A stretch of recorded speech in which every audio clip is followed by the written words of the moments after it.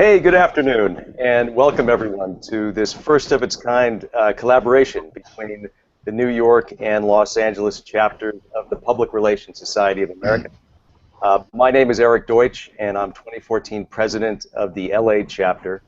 And I have to say that I am really delighted to be here today to have an opportunity to collaborate with our friends and colleagues on the other side of the country. Through the magic of Google Hangouts, we are doing our first real-time bicoastal event. In this case, it's an online hangout with top-tier entertainment media. We're going to get up close and personal with two journalists here in Los Angeles, two in New York, and the discussion will be moderated by perhaps one of the most interesting moderators on the planet. If you are tuning in live, keep in mind that you can become part of the conversation by posting a comment or a question, and we're going to be forwarding questions to the panel throughout the hour. You can do all that through Twitter using hashtag PRSA Hangout. Once again, PRSA Hangout. You can also post questions and leave comments on the Google Plus page. Of course, you have to be logged into Google Plus to do that, but we will be monitoring that page as well. Now, our objective today is to provide PR people with something that they truly need, and that is access to top-tier media people. And we're going to be doing that, albeit virtually, through Google Hangouts.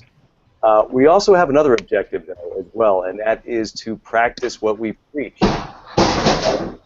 PR people, we are routinely trying to help our clients use social media, but today we are going to truly help ourselves, and that's a good thing. A quick word of warning, and this will resonate with anyone who has used Google Hangouts in the past. Because of all the technology involved, the platform, which is an incredible platform, can be a little bit unpredictable. And what I mean by that is at any point during the next hour, we may lose video and or audio for one or even potentially all of the panel members. Now, if that happens, sit tight, rest assured we'll be right back online. And with that warning, it is my pleasure and my privilege to hand the Hangout over to our good friend, our colleague, and arguably the hardest working man in public relations. Of course, I'm talking about Henry Feintuck, president of PRSA's chapter. Henry. Hey, thank you, Eric, and hello to all of our viewers on the left and the right coasts and everywhere else in between. Just wanted to give a little background, the route back to the spring of 2013. I received a very odd-sounding phone call from this guy, Eric Deutsch, who introduced himself and promised there was nothing he was about to sell me. Eric explained that he was the president of PRSA LA, and he'd be heading to New York soon for the annual PRSA leadership rally. Wanted to know if I was going to be there as the president-elect of New York. And then there was a little sales pitch, and that was, could we collaborate in the judging of our respective award contests? In LA, it's the Prism Awards. In New York, it's the Big Apple. And for a lot of technical reasons, we decided that wasn't appropriate. And that's when Eric, so we decided we'd get in touch in New York. We did. We collaborated at the leadership rally, went out for drinks, and that's where most work really gets done, right, Eric? And we were chatting, and at that point, Eric said, wouldn't it be great if we can come up with a program that would tie together the two constituencies, the LA chapter, the New York chapter, and bring an opportunity to the industry. And out of that conversation and then out of that set of drinks that we had, today's concept came about. And so we hope that there's value to everybody listening in. Our chapters along the way have shared lots of other things. We were introduced by Eric to their contest management system, which New York chapter purchased as a result of introduction by LA. We had a record year in the Big Apple as a result of our adoption of the LA system, both in terms of entries and revenue. So we're believers that collaborative minds getting together, working for the greater good is really a really great thing. And so we hope that there's value today. I picked up a friend in LA, and with that, we'd like to move on to the actual program. I'm going to turn it over to Howard Bragman, who is the founder and chairman of 15 Minutes PR. Howard is also the vice chairman of Reputation.com. Howard? Thanks, Henry. Thanks, Eric. It's good to be here. And since I sort of split my time between LA and New York, I guess I can keep one foot in each coast as I do this. I guess one of the things I want to do is introduce our panelists real quickly first. And I'm going to ask each of them to just take about 30 seconds and talk about themselves. And I'll give the first name, and then they can just talk about who they are and who they work with. Let's start with our young lady on the panel. Ilyssa, please. Hi, everyone. Ilyssa Panitz. I am the Celebrity Director of Closer Magazine.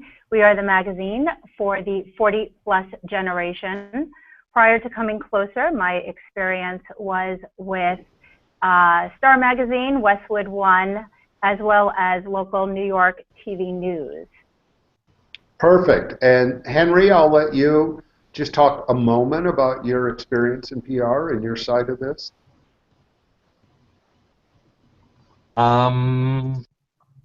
Yeah, sure. Actually, we're going to have most of the panelists do the heavy lifting here. Oh, okay. So then I don't need to. You just are a pretty face that's there. I'm going to go to, speaking of pretty faces, go to my friend Andrew Wallenstein in LA. Thank you. And Howard, you too are a handsome devil. It's just the nice blue sweater and the blue behind me. We coordinated this. Yes, we did, as we do every day. I'm Andy Wallenstein, the co-editor-in-chief of Variety. For those that don't know, it's the really go-to publication when it comes to covering the business of entertainment. I've been here for about 3.5 years, been editor-in-chief for about 1.5 years, and it's been a great time of reinvention and reinvigoration publication for both the magazine and the website. Perfect. And then back to the East Coast with Steve Baker. Hey, Howard, how are you? Great, thanks for joining us. Of course. So I am the senior broadcast producer for Nightline here at ABC News, and I liaise with all of the other shows about all of our big bookings that we try and get cross-platform. And prior to coming back to ABC, I was at Entertainment Tonight in LA for about 2 years. So I've got a lot of entertainment experience under my belt, and looking forward to chatting with everybody. And finally, I know you were expecting Bonnie Teagle, but we're lucky enough to. Bonnie was had a cough that wouldn't quit, so we have Patrick joining us today. Thanks for being a last-minute replacement, Patrick. We're thrilled to have you. Hi, Howard. We're not lucky that Bonnie had a cough, but we're lucky that I'm here. Thank you very much. Listen, I'm a long-time entertainment reporter. I've been in Los Angeles covering entertainment since 1997. Currently, I'm on a syndicated TV show called Made in Hollywood, interviewing celebrities about their movies, and I'm also doing some producing over at the local ABC station, and I'm very happy to join you guys. Great. I'm going to go right into it, and I'm going to ask some questions, and I want anybody who, some are going to be directed, some are going to be specific to a person, some are going to be general, so just step right up. But when I graduated college, I was the editor of a small magazine in Chicago. And my single biggest frustration was that when I left the magazine and went into PR, I said, these people are idiots. They don't even read my magazine. Do you guys feel the same way sometimes about PR people? Andrew, I'm going to go to you because, you know, specifically you're at a trade in which you're supposed to be getting, most of the time, is insider knowledge of Hollywood. Do you find people pitching you just things that are way off the mark? You've asked me a blunt question, so I'm going to give you a blunt answer. That's what there are some. Yeah, look, there are some people like yourself who are the consummate professionals. They know exactly what I need, and it's a pleasure to work with them. And then I'll be honest, frankly, there's other people that I deal with in the business that I'm trying to be kind here, but I leave a lot to be desired. And you know, I think if there's the advice I can give people to be more like yourself, Howard, is that, like, you just got to know the publications and the people working at those publications very well, what they do, how they like to do their work in order to be effective. And that takes a lot of time, I understand, but it's well worth it because our time is valuable just like yours. Great. Steve, why don't you touch upon that, because you seem to have a nonverbal response when I ask that question. Yeah, I think it's difficult. I mean, there's a lot of we get a lot of pitches that are just mass distributed on email, and I think sometimes they're just not tailored to long form narratives, and that's what we need at Nightline, and that's what we need almost across all the shows. We need character driven narratives, whether it be celebrity or issue or whatever. We need people to really pop through. We can't just cover issues or I can't think of an example right now, but I mean, tailoring it to what we do and what our show is really helpful. So, and also, I just want to say one other thing. The worst time to send a pitch is a Friday, afternoon, because then it's just going to get lost in the shuffle. Got it. Patrick or Ilyssa, anything to add, or? Well, I find that the most frustrating thing is I will actually talk with people and tell them what to pitch and what we're interested in, and it's like I was talking to a wall because I will get a completely different pitch, and basically I have to ignore it because it's not what we do at whatever outlet I'm working at this specific time, and so it really just comes down to just listening to what I'm telling you. Great. Ilyssa? I really agree with everybody says. I mean, everybody on this panel does very specific things just like we do. I get pitches all the time. We target the 40-plus audience, and I'll get pitched things about 20-something-year-olds or topics we don't even discuss. And I feel the same way. We get it's like a cut and paste kind of thing. I am happy to reply to every single email, talk to everybody, but again, everybody's time is valuable. Please know what we do. It makes the working relationship so much better and so much stronger. So what makes a great pitch? Is there something, if you see in a headline of an email, the subject line, does the word exclusive stand out? What are the things that really get you guys to look at one of the, I'm assuming most of you get hundreds of emails a day, right? So what are the things that really make something stand out besides knowing the person it came from? And besides the fact that it's somebody in England who tells you you've won the lottery and you've won 12 billion pounds. But besides that, what really gets you guys going? I think everybody loves the word exclusive. We want to own the story. We want to break news. Andy, what's your interest? Exclusive is a nice word, but I'm just looking for somebody that understands what I do, what Variety does, and is also especially what is very relevant in the news cycle right now, and is able to tailor pitches to work off of those things. I mean, it's not rocket science at the end of the day, but it's not easy either. So, Patrick, tell me one of the horrible pitches you've gotten that you can think of. Is there anything that comes to mind when you think of, oh my God, this person's a friggin' idiot? Well, I can't say it's a horrible pitch. It's just that currently the show I work on, Made in Hollywood, we interview celebrities about their movies. And so anything else beyond that, and I've been getting a lot of things beyond movies and celebrities, I'll get like, an opening of a store. And that really has no interest in me, and I'll continue to get emails about the opening of this store in it's in Hollywood, and maybe it's Hollywood related, but still it's not a celebrity about their movies. So specifically right now I'm just interviewing celebrities about their movies. That's it. And that's really all I need to hear about. Other than that, right now, nothing else is going to work for me. So I can't say I get horrible pitches. I just get ones that are off the mark completely. Are there specific PR people, and we don't have to name names here, but are there specific PR people that you just are over and don't want to deal with, and why? Andrew. Yeah, I'm not going to name names. I would. Come on, let's name some names. I am not going to name names because I'm a good boy. I just think, let me flip the question on its head. There are certain publicists that when they reach out to me by email or phone, if I have the time, I am going to take their pitch for no other reason than I've got a track record with them in the past that I understand that they understand me and my needs. And I don't mind if they're off base once or twice or 3 times because they've established that track record. So I really think when you've got people that you're a publicist that you want to target that are journalists, it is so important to get that relationship going, because once you do, I think it's much smoother sailing. Ilyssa, I have a question. I always have the feeling that there are a lot of publicists out there with A-list clients who feel like because they have such a big name, they don't return calls, they don't return emails when you might reach out. Is that something that happens, and how do you deal with that? I deal with it every single day.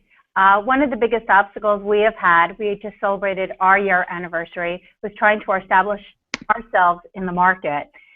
We always like to take a positive point of view, but some people feel no matter how big their clients, they just don't need a publication like ours, or they don't need the publicity.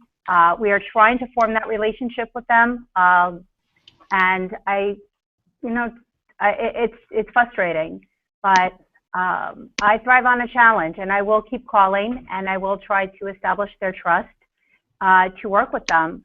But sometimes I feel, yes, the higher the people, the more problems we have trying to work with them, which is sad. Steve, I want to direct a question to you. You recently moved from Entertainment Tonight back to Nightline. Real news, real serious news. What was your motivation, and what are some of the differences, and how might somebody still pitch an entertainment story to Nightline?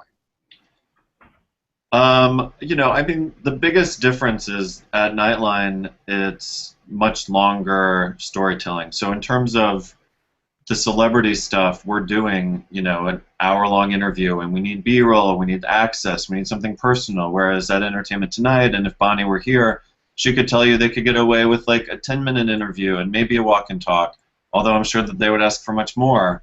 But the demands on a long-form magazine piece, we really need to have, more nuanced, like we're up against CBS Sunday Morning in a lot of these bookings, and or 60 Minutes. I mean, those are the people that are doing the high-profile celebrity pieces these days. I mean, 60 had Steve Carell the other day, and they had all this access. So that's really what we're shooting for. And when we're working with these publicists, we hope that they're not just offering us the same things that the junket people are getting. We need extra special things to distinguish our coverage. Otherwise, most of the time we can't do it. Did I answer your question? Was there something I left out? No. Well, what was your personal motivation for leaving? Entertainment didn't agree with you? No, I just miss long-form storytelling and New York, so it was time to come back east. Patrick, do you read every email, and do you take every phone call, and how do you like to be pitched?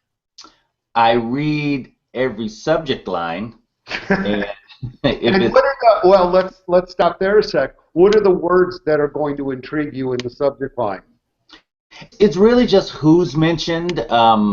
If it's somebody I'm interested in, if it's something, if it's a celebrity who's got a movie out right now, I'll read it. Or it's also, if it's from a publicist who I know, because I think we all know we have to do favors every now and then. And so sometimes a publicist will want you to interview, like, a C-list star or something along those lines.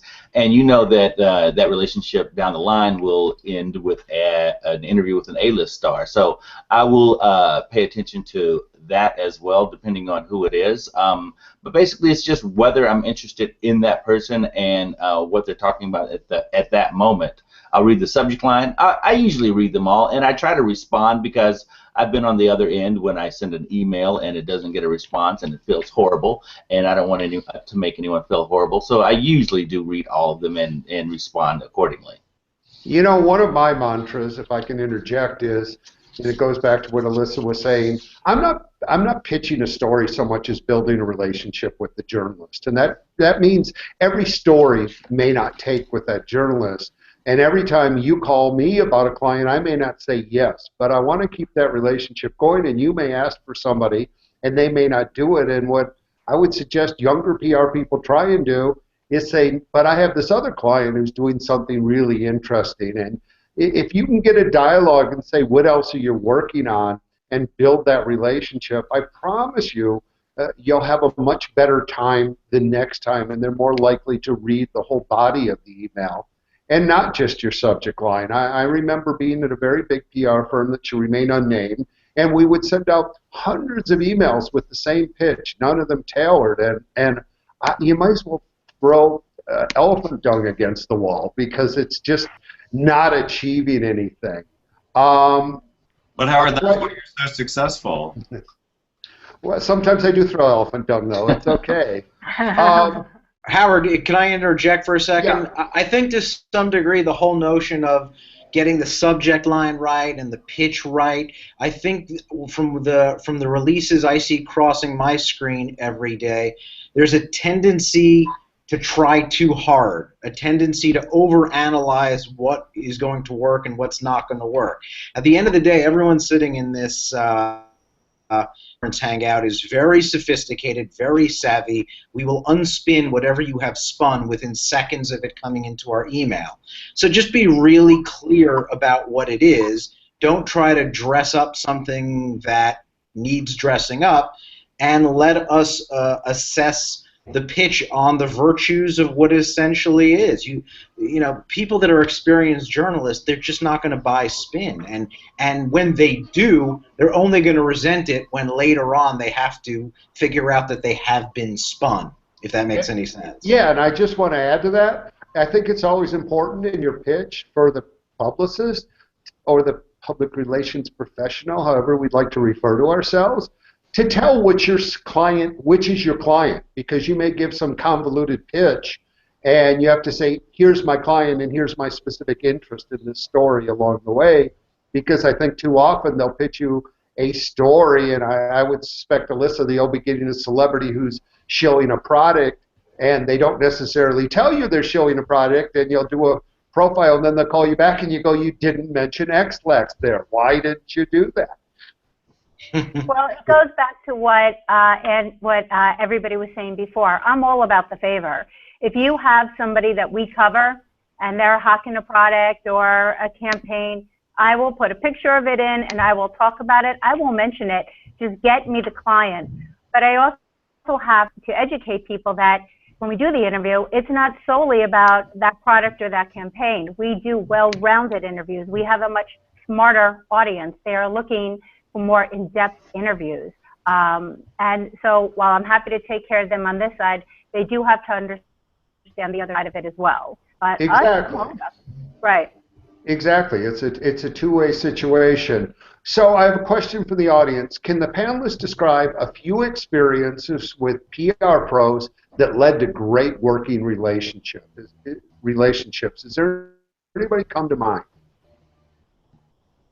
No, none of you have great experiences. Right. Well, I'll tell you that it's not a great personal relationship, but just this past weekend I was hosting an award show, the California On Location Awards, at the Beverly Hilton Hotel, and also the same day I was interviewing Jennifer Aniston at the Beverly Hilton Hotel. And we just had to work it out so that there were a number of journalists interviewing Jennifer that day. I wasn't the only one, but the timing was really tight, and there was a chance that I wasn't going to get Jennifer, but I still had to go host the California On Location Awards, also known as the COLAs. So we worked with Jennifer's PR people, and when she arrived, they got me in the slot to be the first person to interview her, and I got the interview done, and then I went over to the ballroom and continued the show. And so without that relationship, without the relationship of her people and her company, that would not have happened, or might not have happened in such a timely manner that it all worked out. But it worked out very well. Perfect. I want to remind our audience who's watching, you can go ahead and send us questions, and we'll actually ask them. If you want a shout out, we'll do that too. We're not proud here. We're not proud here. We're just happy to keep going. All right, so let's talk about, you guys have mentioned the term C-stars. You have a young star that's trying to move up, or a more established star who's trying to reinvent themselves.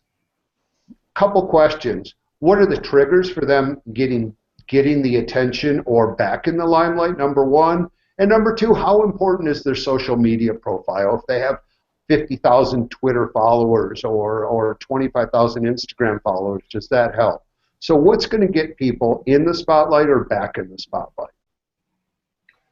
I mean, I think everybody loves a comeback story, you know, and I think that that was one of the driving factors for Lisa Kudrow and, you know, all the press that surrounded her show that just came out. But I think social media is massive. I mean, you know, speaking of someone like Morgan Fairchild, I mean, like, that would be a great piece to do. She's got lots of Twitter followers, and she's making all sorts of, like, noise on Twitter about politics. So, I think for me, they've got to be building a presence somewhere. There has to be something new that they're doing that feels edgy, something that they're doing different. That's not just the same story of, like, just having gotten out of rehab. We sort of know these stories already. It has to be something new, something different. Got it. Anyone else want to touch on that, about what's kind of the critical mass that people have to get in? Is it just a great story? Is it social media? Is it something else? Well, where in our magazine, we love reinvention, but what we also love is we love people to talk about the obstacles they've overcome and how they achieved them. For our audience, that's what our audience is looking for. It's a very important subject matter. When people can talk about things they've never really publicly spoken about before, even if it's something 10 years ago, our audience remembers that. And for us to be able to talk about it and give them a platform, that breaks news. And, you know, that's what we're looking for. And like you said, reinvention, very big, especially in our demographic and where we are. But I mean, look at somebody like Brooke Shields. We weren't talking about her 2 weeks ago, and now she's leading the New York Post with tales from her memoir. So, you know, that's a story that's been out there, it's been told, but now there's new details, and everybody that grew up with Brooke Shields wants to know all about this. So I think that's... And I think Sophia Loren we're seeing everywhere, and they did a masterful job of releasing the photo and some great anecdotes, and all of a sudden she's on track probably to have a best-selling book. And she'll be on Nightline. We're closer. And in Closer and on Nightline, see? Yeah. Do you find, I invest a lot of time in prepping my clients for interviews, and hopefully when they're done, they feel they're on message, but they're also authentic, and they know how to tell a good story, and they know how to conduct an interview. Do you find people who are overtrained, who just give you sucky interviews? Is that something you guys encounter? Anyone, please step in. Certainly on the executive side, I see a lot of that, and there's kind of an annoyance among reporters here when we get executives that just, you know, say all the things that sort of cover the ass of themselves or their company, and you don't get any sense of spontaneity, humanity, truth, and it doesn't help the relations between the publication and that executive or that company. Do you ever do the interview and just kill it because you didn't get anything that was credible, or does it mean you go to 1 or 2 paragraphs versus something more significant? Yeah, no, that happens all the time. Ilyssa, you're nodding your head. No, we had the same problem. We spoke to a particular individual, no names needed. Oh, come on. Who was pushing a book, and the answers are so, I mean, this person was so well trained, this person was so guarded, and unfortunately, it was a shame we had to kill the interview. And what more can I say? I mean, it was a shame. Patrick, one of the things as I prep people to talk about films, I'll say, well, tell me about your film, and they'll go, well, there's this kid, and then there's this girl, meet in high school, and then it's like 20 years later, and they're like working, and then by then you're already asleep, right? Yes. Do you ever have to sort of slap them into shape, and how aggressive do you get in your questioning to get them to answer your question and understand what they're trying to do? Because the opposite problem of overtrained is undertrained celebrities who don't know how to answer a question. Well, I find that I think the overtrained thing is probably more of a problem. Just staying on point and very very guarded. But like I really enjoy it when someone comes to play, whether it's on a red carpet or whether it's just a sit-down interview for 15 minutes or so. If they come to play, you can tell right away, and you kind of set it up that way. If they're very guarded and if they're just giving you the answer that they rehearsed in the limo on the way over, you know that right away as well. And then, sometimes you have to sit there and take it. That just means that when you cut a piece, when you sit down to edit, they get a little less time, and then maybe one of their co-stars who is more fun and just more free with their words gets a little bit more time. I don't get super aggressive. No, but there's a way to kind of corral them a little. Oh, absolutely. Another question from the audience. Howard, can I just say one last thing about that? I mean, now in the age of Twitter and Facebook, all these celebrities are reaching out to their fans directly. And with that, when you're sitting down at junkets and on red carpets and all of that, if they're sitting there with like trained answers, it just feels disingenuous to everybody. So I don't think it's in anybody's best interest to be too overtrained or have sound bites pre-prepared. If they can be like real people and relate the movie or the TV show or the book that they're selling or whatever it is, if they can inject their own personal story into it more than just what the product is, that's helpful, because otherwise it just feels disingenuous. Well, the word I love best is authenticity, and I think the readers and the consumers of your publications and your media can smell inauthenticity, and I think journalists can smell it, and I don't think it serves anyone well. And what we should always aspiring to is to make our clients the best themselves they can be, and that's not to say that you don't teach them how to answer a tough question if you know there's a sticky question coming, but teach them to do it in something that at least feels credible and no comment about the whole thing. Howard, let me say one thing. We have a section in our magazine called the Heart to Heart. It's a 4-page in-depth interview, and we really love when people just are themselves and give us those really raw answers. We have found that our audience loves when they feel they can connect with the celebrities on a level that everybody could relate to, and they feel the celebrities are going through things just like themselves. So, going back to those structured, like publicly trained answers, our audience doesn't respond to that. When they talk about those raw feelings of when they were going through something and it's coming really from the heart, that's what really makes this section very popular, and that's really what helps us sell the magazine and put them back in the spotlight. So we love it when they really just talk from the heart.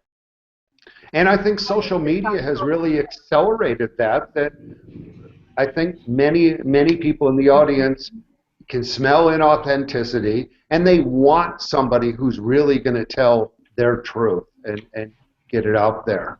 Howard, I will say I don't mind it when a celebrity stays on message and on point if they do it with a little bit of humor, if they do it with some personality, and like you said, charm, and in an authentic way. You can stay on message. We're there to talk about pretty much the same thing. It's how you deliver it. So people want to know about the pitches. They've been asking about the subject line. Couple questions. Number one, do photos help when somebody's pitching something to you? And number two, are there files that are just too big that scare you to open and you delete them instantly? If something's 10 megabytes, do you just go delete? This person doesn't know what they're doing. Yes. I never delete anything, but pictures definitely help, that's for sure. Andy, do people send you crazy? Pictures are just totally irrelevant to the kind of thing I do. It's just not, it's just not relevant. And file size, yeah, every once in a while I'll see a doozy and just delete. Yeah, I kind of feel like that's an issue. And yeah, certainly when I was a young man and I did the PR for the opening of the La Brea Tar Pits in L.A. 12,000 years ago. We had Variety and we had the Hollywood Reporter, and now were the dinosaurs still alive then, Howard? Oh yeah, I got the Flintstones and the Rubbles to attend, so I thought that was a real PR coup for me. But the landscape has changed significantly. It used to be Variety and the Reporter, and now there's other online things. If you think something's news and it's been broken in another publication, are you still going to cover it, or are you going to feel like, screw them? It was important enough to ignore me the first time, I'll ignore them? It's a good question, and I think different rules apply to different stories. If we suspect that a story has been steered to a particular publication, basically it comes down to, if something's newsworthy, even if we've lost out on it, we're going to cover it regardless. You know, we're not happy that we lost out to someone else in terms of breaking that news, but it is what it is. There are other occasions, though, where a story is kind of borderline news, and the fact that it was steered to one publication pretty much puts the nail in the coffin of it appearing in our own publication. It really is that competitive a field right now, and my guess it is for my colleagues here. Let me ask you about. Go ahead, Steve. That a little bit. I mean, for instance, like when a celebrity book comes out, and I won't say, I guess, who, but you know, when the cover. You guys are wimpy. I want names, okay? But when, you know, we're just as competitive with the online people and with the magazines as we are with the other TV folks. So, you know, I don't want to see online headlines that say, you know, Sophia Loren reacting to that old photo 2 weeks before my interview is supposed to air, you know. So it's always good to be upfront when you're pitching and saying, you know, Hollywood Reporter has a big interview with her beforehand or whatever, just so we all know and we're on board with the coverage and how it's going to roll out. Because nowadays the networks have to be just as competitive with the online people more than ever. And that really takes me to something I wanted to talk about, because if any of you, and I'm sure all of you, were on social media yesterday, and we saw one thing, and that was Ms. Kardashian's, first her behind, and then the rest of her. Is that what we've come to? And how do we feel about that? I really want to talk about. First of all, did any of you cover that? Did any of you cover that in any way? We don't cover the Kardashians. Why? Kris Jenner, if she wanted to give you an in-depth interview, you wouldn't cover Kris? No. She's over 40. Actually, before Closer Form, they did many focus groups to talk about what this audience wanted in a magazine. What they did not want was reality and the Kardashians, so we do not cover them. We will give them to our sister publications, and they can have fun with it. We do not cover them. Andrew, I know Variety did a whole special issue on Kim Kardashian's ass, right? So that was... Oh, yeah, we got the butt photo and everything. Actually, you know what the funny thing is, though? You would expect from the Variety guy is just going to turn up his nose at Kim Kardashian and anything that has to do with her. One of the interesting stories that's actually played out this year in technology and its intersection with entertainment is the Kim Kardashian mobile game was a huge success. And it opened up a whole new genre of... Was it Pin the Tail on... Never mind. Come on. I'm not going to speak to the particulars of the game, but it does kind of... This is a conversation we have internally a lot, that there's an instinct here, maybe some of the other publications and outlets represented here. There's an instinct we all have to hold up our nose to certain things. And sometimes we have to sort of reflexively not give in to that reflex, because often what may seem overly salacious can hide what is a genuine business story. So that's how I see it.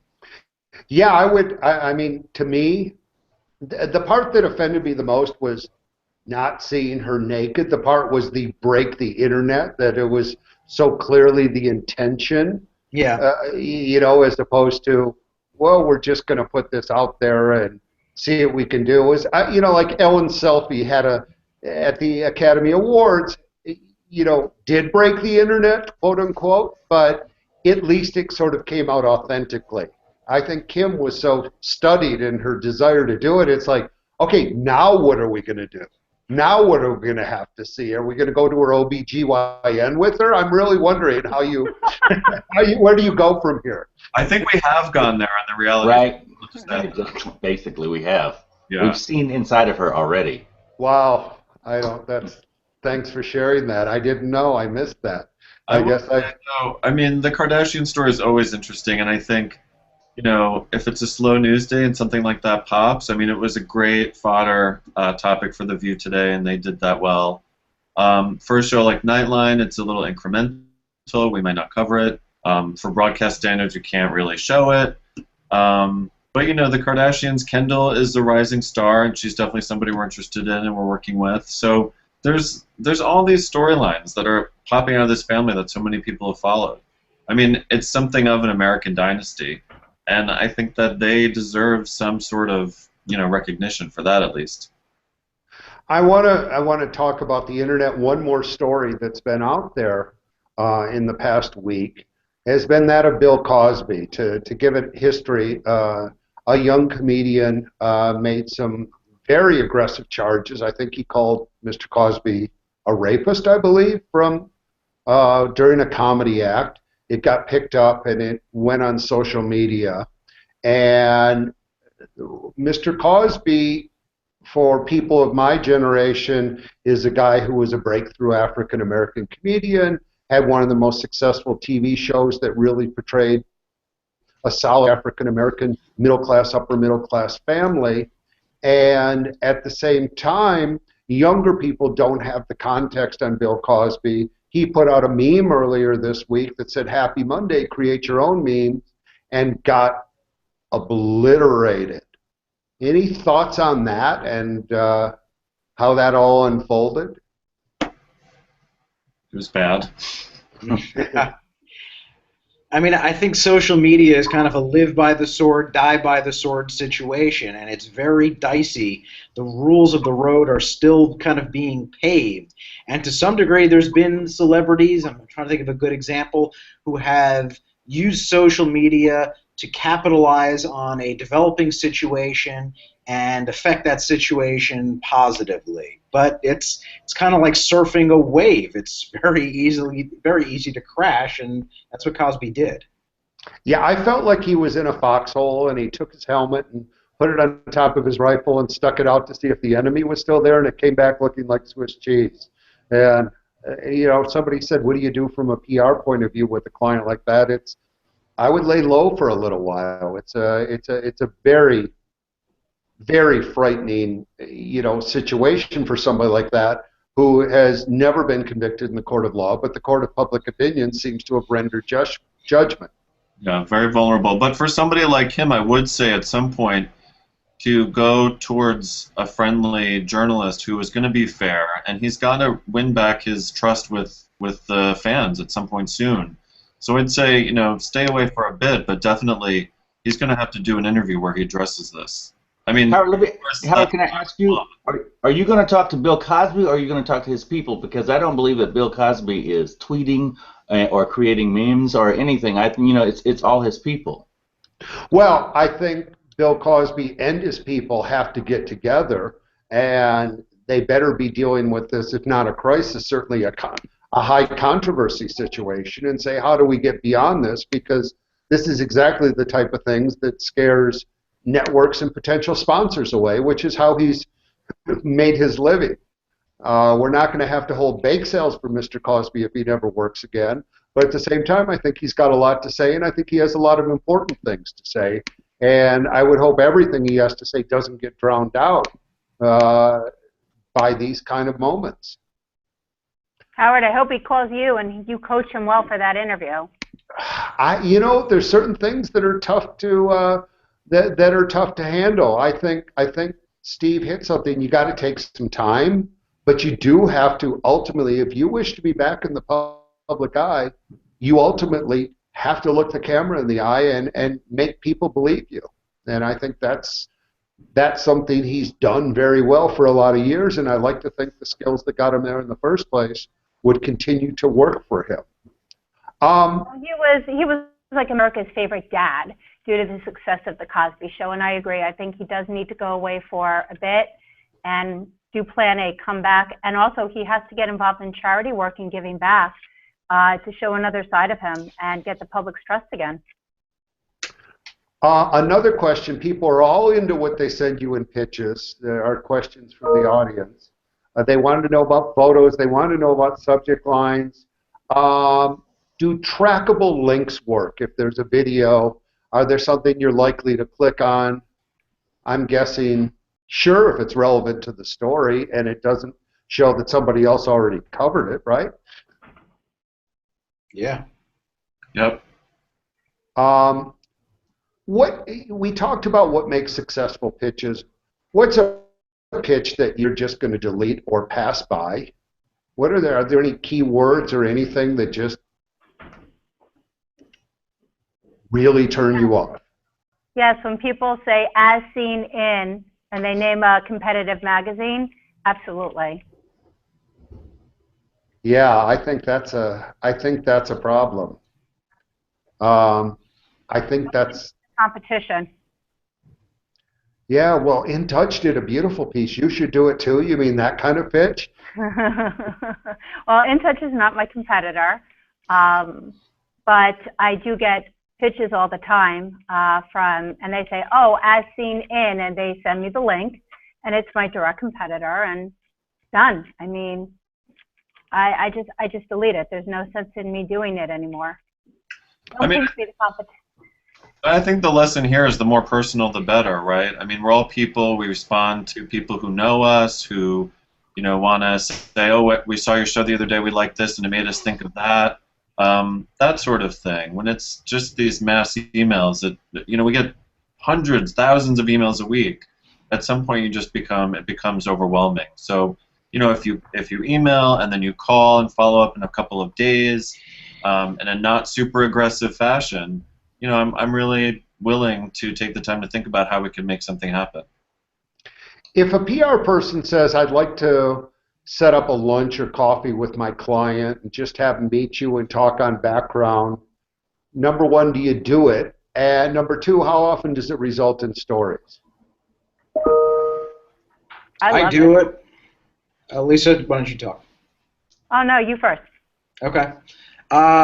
It's just like a pitch. If it's relevant, I'm happy to have those conversations, and sometimes they do result in stories. What I would caution against doing is the bait and switch, where you bait me by saying you need to meet with this person for X, and then I sit down with the person and it's all about Y. That drives me crazy.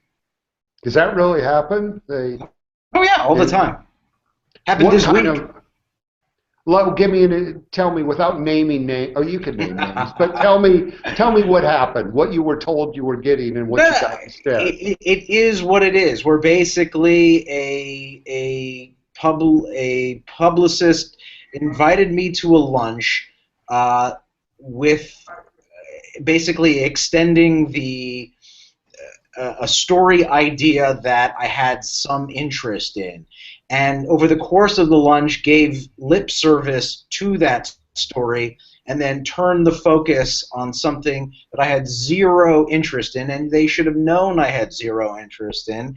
And frankly, it led to a curt, "Hey, I'm not staying for dessert, gotta go," because it just kind of wasted my time. And that bridge is now burned. I will never trust that person again. Wow. And who was that? Oh, who was that? Howard, you're such a troublemaker. You know what? I'm the only one who's named names here. Come on. You guys got to, step up to the plate here. What are your favorite kinds of stories? What really, I'm going to go to you, Steve, because Nightline is eclectic, to say the least. You'll do hard news and you'll do celebrities. What really moves you? Strong emotional storylines. I think things that people can connect to, and not phoned-in interviews. Authenticity, like you talked about before. People letting their guard down and showing us a side of them that we don't normally get to see. And that does well for us, it does well on GMA, it does well across the board. So that's what we go for. And that's why when we do an hour-long interview, the best stuff is like the last 15 minutes. So it's frustrating when we get publicists who are like, no, you know, the junket only had 15, you get 20. We love 30, 45, 50, more, because the best stuff happens when they let their guard down a little bit. Which I know, that's why I only do 15 minutes with my clients and you guys. I'm always, you know, I think we as PR people have to be really bright about where we go. I think of the old Larry King show where I'd have clients on there and I had a good relationship, and there'd be times when they say, we'll give you the hour, and I'm like, no, I only need 15 minutes to tell the story.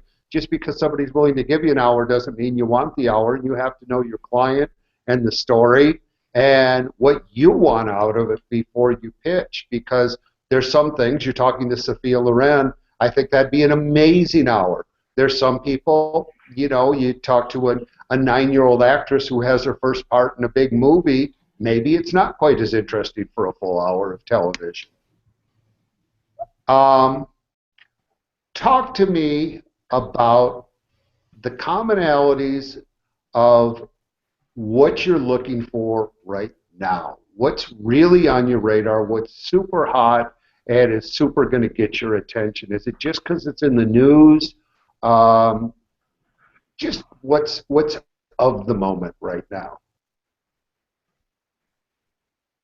I would say I don't want of the moment. I want to start the next moment.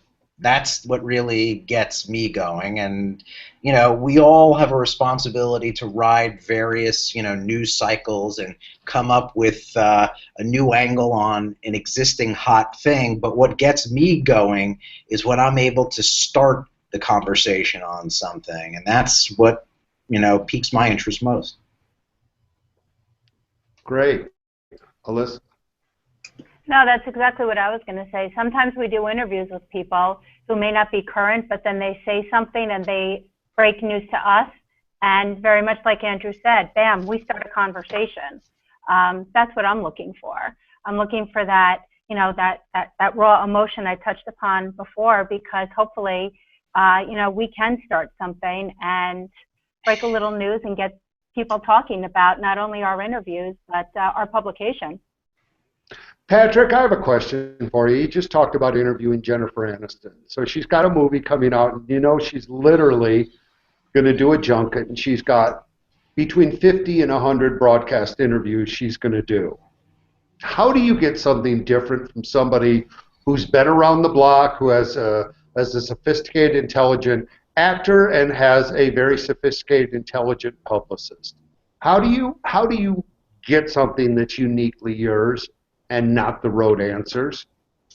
I think it has to do with the fact that I'm great, and well, but also your relationship with her people and with her. I've interviewed her several times, and so you know, when you walk in the room, you know, she recognizes you. But also when you walk in the room, she, you know, a lot of the people who interview her want to go in, and we all want the same thing. We want to get something different, but it's just, I feel like it's just a little bit of common sense. You walk in and you read the room, you see how she's feeling, whether she wants to play or not. I've always had a really good relationship with her, so I haven't had a hard time getting anything out of her. You know, I don't know how to answer that question, because I just go in and do what I do, and usually it turns out, and I'm not patting myself on the back, but usually it turns out pretty good. But, you know, I've seen other people who go in and they kind of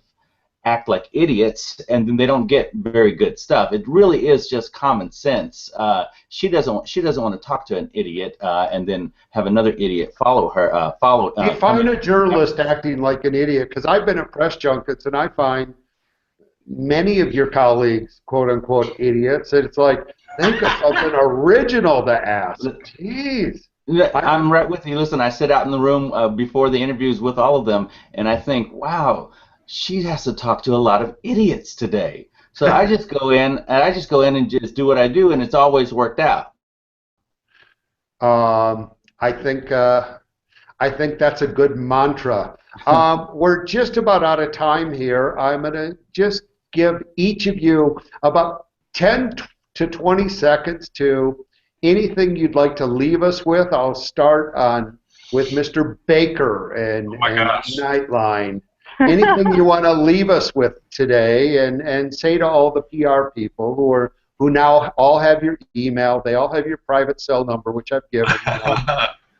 That's great. I guess I would just leave you guys with the idea that, when you've got something, be honest, be upfront. If you're coming to ABC first, we love that. Nobody is interested in playing games. Let's be upfront with each other, what we're offering, what you're offering, and let's make some TV. Ilyssa, talk to me. What do you want to say out there to the tens of thousands of people who have joined us today in this Hangout? I agree. Listen, relationships are my bread and butter. I take each one extremely seriously. But what I also don't like is also people lying to me. Be upfront. I want to work with you. We look for long-term. Wait, we can't lie? Wait, hold on. Just be upfront. I think everything has a solution. I understand you're going to work with other people, but you want to work with me, open, honest, and I look forward to working with you for many, many years to come. Andy. Well, besides the honesty point, I'd just reiterate that the most effective pitch is the kind of thing that conveys a sense that the publicist knows what I myself write about and what I'm interested in. My interests are not hard to figure out. I have a track record going back many, many years about all the things that I've written about. So if you come to me with something that reflects those interests, at the very least, I will get back to you promptly because I see you've taken the time to take me seriously. Great. And finally, Patrick, a quick message for all our friends in PR land. Common sense is important, and don't be offended when someone tells you no, because there may be a yes down the line. So just don't take it personally. And I've always taken PR that no means not now, yes, or not at this moment. And how do you take that no and turn it into? I want to thank my amazing panelists here. You've all been really great and very forthright and honest. I hope our audience has learned a great deal today. I think we're fortunate to have this caliber of journalists who are willing to share an hour of their busy days, plus the 12 hours of prep that went into this. Nobody knows what goes into these things. They're just not seeing what was left on the editing room floor. For those of you who would like to review today's Hangout, or if you have colleagues who weren't able to watch, it will be archived on Google Plus and YouTube, as well as embedded on both PRSA New York and PRSA-LA websites. Really grateful for everyone who tuned in and our panelists. Thank you, and can't wait to do this again in a few months. Thank you. Thank you, Howard. Thanks, everyone.